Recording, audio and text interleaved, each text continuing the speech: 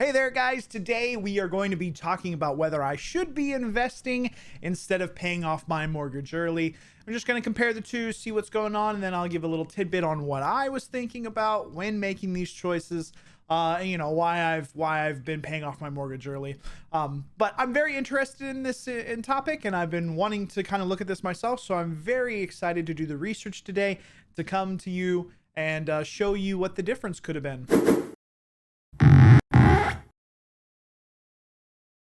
Okay, so here's the situation. Basically, I've been paying for 74 months or 6 years and 2 months on my mortgage, $500 extra every single month. Now, I know that's a really big piece that a lot of people probably can't do, especially in the current economic environment that we are in. I've been blessed enough to be able to get an education as an engineer and been able to have a very large portion a very large salary, and a large portion of that being able to be put toward my house in order to pay off my house quicker. Now, there is the looming question, of course. This is what this video is all about, is whether I should have been investing that instead of paying off my mortgage.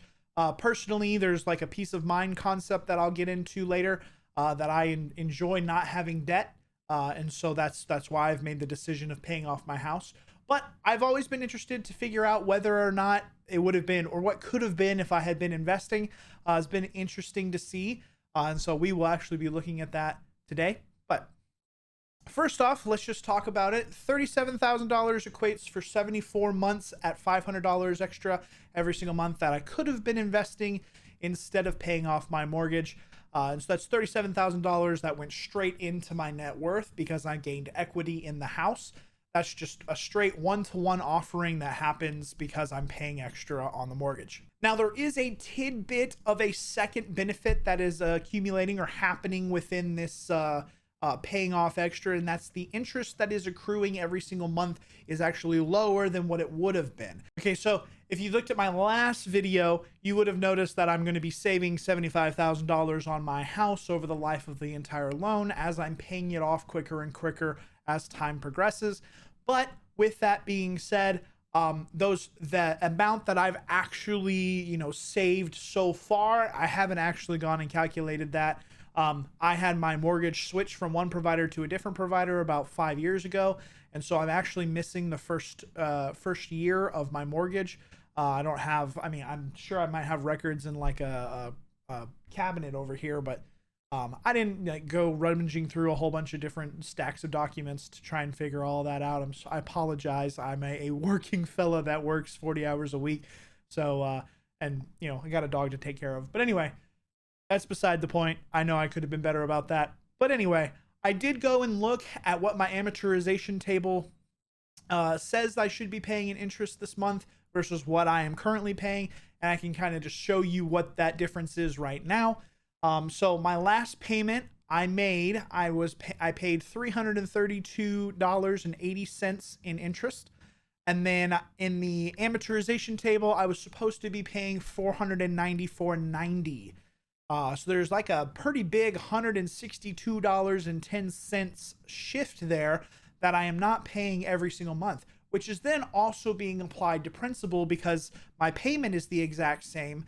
It's just that less is being devoted toward interest. So I'm actually gaining $162 every month straight into my net worth instead of having to pay interest. Now, I know a lot of you are going to be like, wow, $162, that's the chump change in the grand scheme of things. It took you 6 years to be able to get $162. I mean, obviously it's $162 from last month, but the biggest part of that is that it's the ease of mind of paying off the mortgage and getting out from underneath this debt. It doesn't seem like this huge effect, but slowly the snowball is turning, and I'll be able to pay off my 30-year mortgage in about 11 years or so.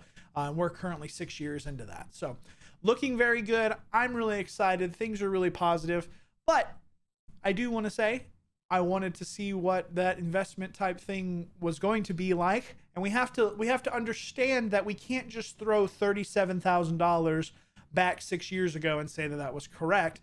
What we would have to do is make sure that every month we were buying on a ticker that was just being, growth over time, right? Like that $500 isn't just going to be, or the $37,000 isn't just going to be available 6 months ago. I'd have to work, get the money, then have the extra money, then put it in. So that's when I would be investing. And so I found this cool, snazzy little website that I will share down below with this, on this, but it'll be in the description.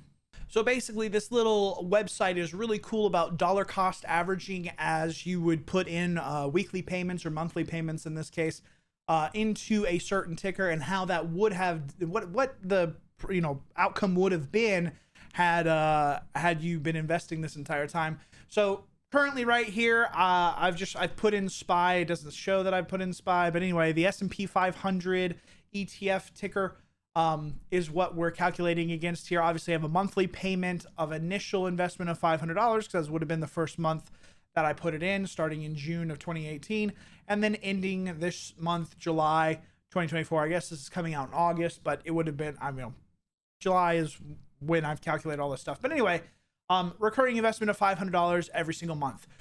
So going against the SPY, my $37,000, that obviously would have been equated over time, over every single month, putting in $500 into the SPY, would now be $59,000 with a total gain of $22,000, which is 60% gain, which is really great. But again, it's a guessing game, right? So like, I might have thrown it into SPY. And then, I've gone around and played with some other tickers. Like if I had done it inside of Intel, right? It's like, ooh, it's not doing so hot, right? Or it's like Amazon, right? It's like, okay, there's that 67% gain type thing. And you can go all the way around like Tesla, or you could, 311% gain. Like, how nuts that been? And of course, the really big ticker that this part really made me kind of depressed a little bit. I'm gonna be honest. I looked at the AI craze, Nvidia. Nvidia's been going crazy. Let's just cry ourselves to sleep. If over the last 6 years you had put $500 a month into Nvidia, you'd have $464,000 in your portfolio right now. Absolutely. The thing that just like, I don't know, not depressed or whatever, but it's just funny to think about is like, man, in 2015, 2016, I was buying Nvidia, just like little tiny shares or whatever, because I like their video cards, right? But like the whole, crypto, the crypto phase, when that whole thing was going on, and then this whole AI craze, like the utilization of those GPUs is just causing like crazy immense, movement. That's just, anyway. So a little bit of a depressing point here from my perspective, that what could have been type thing, but at the same time, I wouldn't even have known that, right? We, over the last couple of years, have had pretty good market returns as far as from 2018 moving through. We are currently in this really maybe even bubbleistic market period, where the market has gone really, really high without having too many corrections. We did have obviously this pullback in 2020. You can kind of see right here. I know this is just Nvidia, but like we just like swing it back over into the SPY. You have this small pullback that happens here, but this is an ETF, so it's kind of latent here. But anyway, 2022 had a kind of a pullback year, and it just kind of made me think like, okay, if we're doing this guessing game, how often does a pullback kind of happen, and what does that kind of look like on a year-to-year basis? Like how sure can I be that my money will constantly go up if I were to just invest it? Which made me come over here into the second little site that has the duration of economic recessions in the United States between 1854 and 2024. I don't know exactly why they decided to do that time range, but as you can see from this graph here, okay, first off, let's just think about the house, right? The house has been being paid off for 74 months currently, all right? There is no recession that is longer than 74 months. So my money being invested could have possibly gone up. Obviously, 65 months being a depression would probably not have done very well. And then the 43 months here definitely wouldn't have been all that great. But, I'm not exactly sure what happened in 1873. I guess you could say there's some fallout from the Civil War that's happening here. Possibly. I don't know. 1861, 1865 is supposed to be the Civil War, but it's I'm not sure exactly where 73 comes around. But anyway, they had apparently the huge Great Depression, but this is the Great Depression right here, right? You have 1929 with Black Tuesday, stock market just absolutely collapsing, and then lasting for 43 months until World War II, started booming all the industry and moving that along.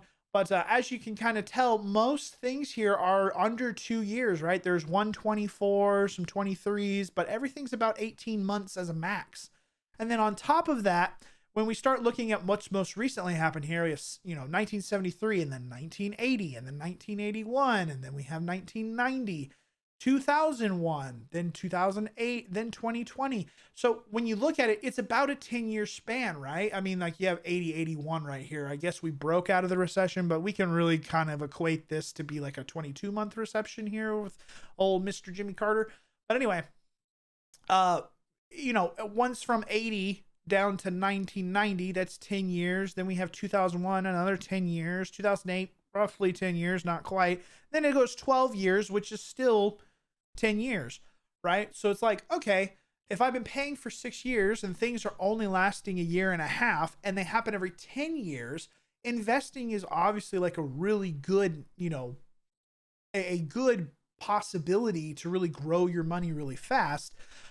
It just goes back into the simple, frame of mind of like where you sit and how you think. And so for me personally, I really feel like paying off my mortgage and making sure I'm out from under debt and making sure that nobody's coming to knock through the door to take my house away, that sort of thing, or, kick me out or whatever.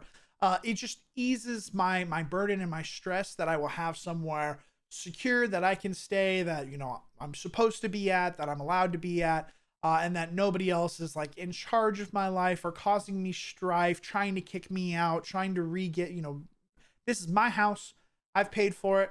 I will pay the government, obviously, for taxes every single year. But at the same time, it's like that ease of mind of knowing I've got a place to live is pretty important to me. And so I'm completely fine with just continuing to pay my mortgage off. I do want to start raking in more toward investment, because that looking at that Nvidia, if you can find a stock that would be able to do that on that level in 6 years or whatever, is just absolutely crazy. Obviously there's a little bit of too much hype and there's a lot of money that's been pouring into it. We currently right now are kind of going through a wishy-washy period. We had a pretty bad jobs report back on Friday. That kind of makes it seem like the market might be in a little more turmoil coming around the bend here. But rates are supposed to be coming down, which usually eases people's burdens of trying to get capital. So then that usually gets invested into the market. So there's kind of a toss up on what's actually going to transpire here. But things seem to be turning into a more turmoilistic. I don't even know if that's a word, but anyway, it's just in the sense of like, it's always a guessing game, right? Nobody knows what's going to happen. Nobody knows what's going on, because there's the same, two different people can look at the same situation and come out with two completely different outcomes. They do it all the time on every single ticker that you can ever look at. There will be positive articles and negative articles. There will also always be, different ideas and different sources that will say different things. So it's just like, you kind of just play a guessing game, throw it in there, leave it for a really long time. The one thing that is for sure is that if you leave it in there for over 30 years, it will be higher cost, be worth more than what it was. And the reason that I can usually say that, and that's not to say a single ticker, I'm just saying the stock market in general, right? The stock market in general has always gone up and to the right. You can't just throw it against a certain company, because that certain company may go out of business. But if you have a basket of stocks that is constantly being traded in and out and restructured as new data arrives, it will always go up and to the right. That's just the thing that the stock market does. But again, those are basket wide type things. We're talking the SPY, right? We're talking the SPY that only got me 60%, only got me 60%. That's just the weirdest thing to ever say. But anyway, long story short, it looks like investing would have been a better opportunity or a better move for me. But the ease of mind, like I said, of having the house, making sure nobody's coming to get me, is something that I'm working toward. So if you wanted a real life scenario on whether to invest or whether to actually save, this is my real life scenario in which I missed out on $500,000 coming from $37,000. Go figure. Anyway, my name is Mike. I really appreciate you watching the video. If you made it to this part, think about hitting the like button or the sub button. I really appreciate it. Hope you have a wonderful day, and I will see you in the next video. Adios. Goodbye. I will see you later.